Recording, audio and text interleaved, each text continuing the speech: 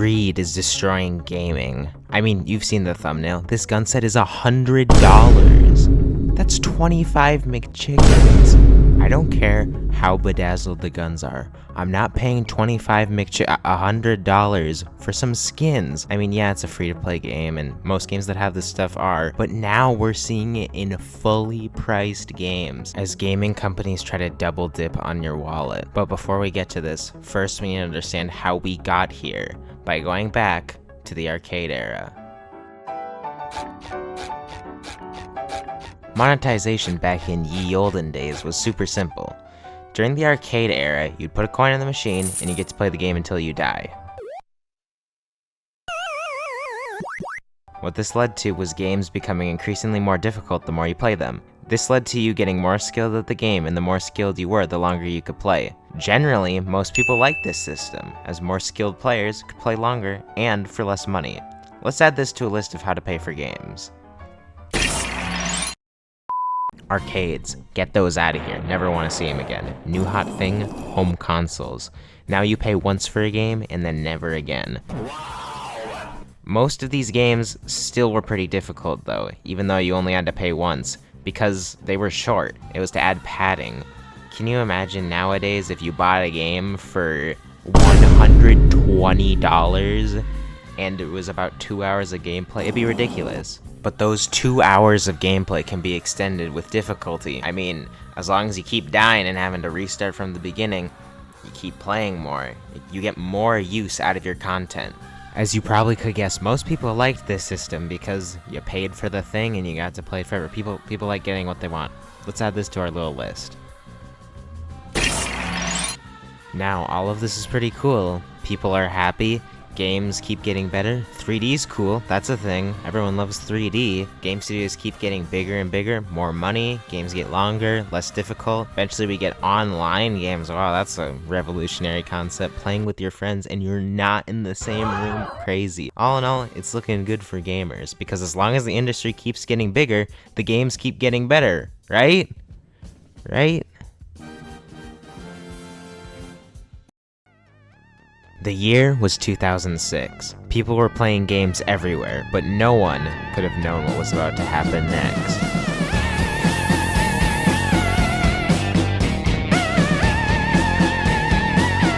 Downloadable content has existed in games since the 90s in the form of expansions, mostly for PC gaming, because of the fact that you could download content onto your PC, whereas games at this time were still using discs. But the first microtransaction, other than that weird Xbox Live thing, was when Bethesda sold Horse Armor in The Elder Scrolls 4 for $2.50. $3.84 if you account for inflation, but I made it $5 in the thumbnail because that looks better. People were immediately outraged, believing that $2.50 for a cosmetic item was far too much. We'll see where that goes.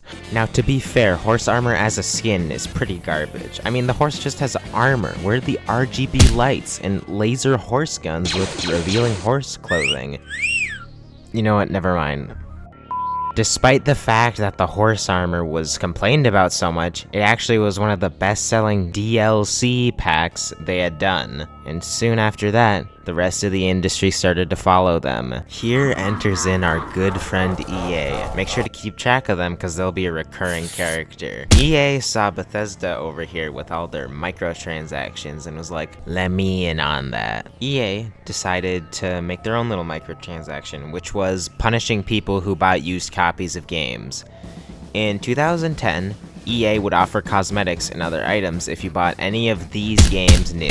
However, if you bought it used, you would have to pay $10 to get these items, which is where I think the video games as a service mentality starts to exist. Later, they would take it a step further, where if you bought a used copy, you would have to spend $10 to even play online in the first place. This sucked, and it's when we reached the first big pothole in video game monetization. And it shatters our little list we made earlier. Speaking of potholes and monetization, look at the time, it's time to move on to the next section. They're everyone's favorite. They're now illegal in certain countries. I give you...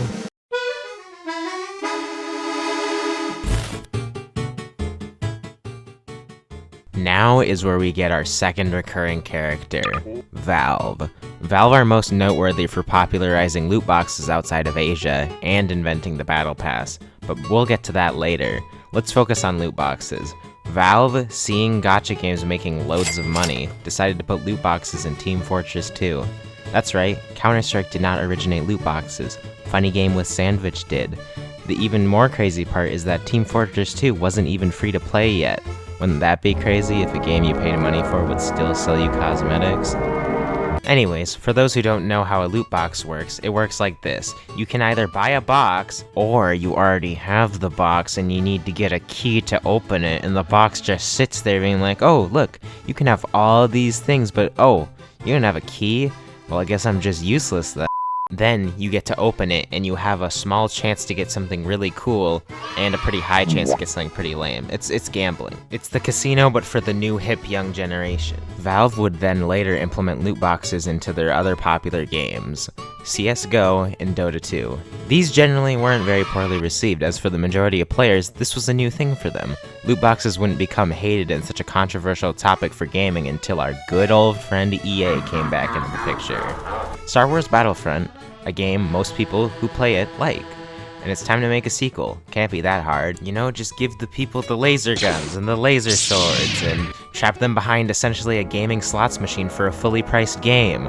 Oh, maybe not that last part.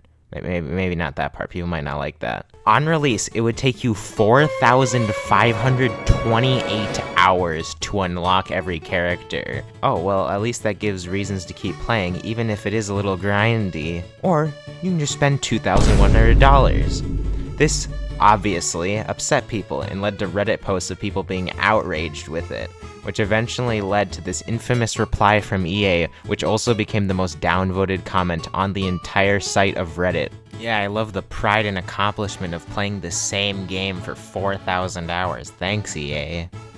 EA realized they had messed up and eventually removed loot boxes, and it was seen as a win for the player, and showed that we can make a difference in the games we play, and it seemed we were moving back to a better era of monetization. Without the gambling. Just kidding, Battle Pass.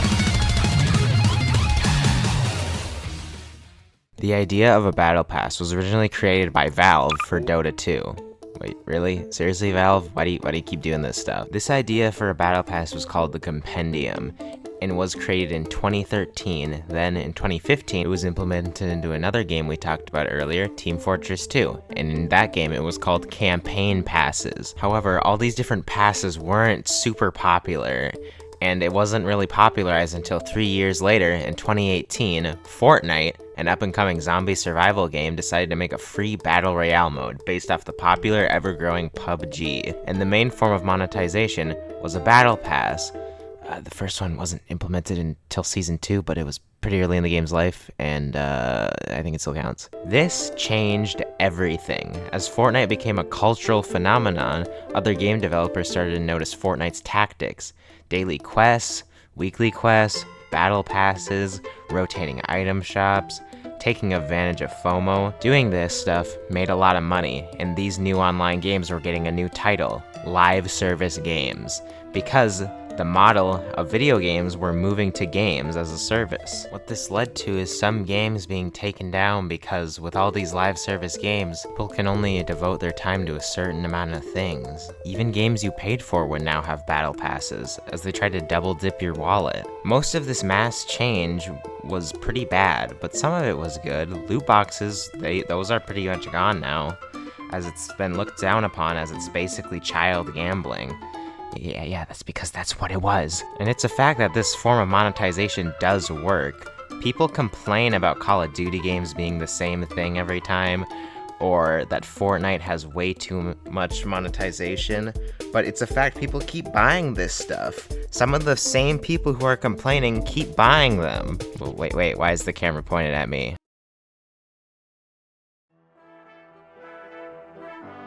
All of this stuff may make everything seem bleak. It may seem like average Joe can't stand up to big gaming. But you, that's right, you can make a difference. That one game series you used to love and now hate? Don't buy those games anymore. Vote with your wallets, people. support indie devs, and most importantly, have fun. If it's not fun, why bother?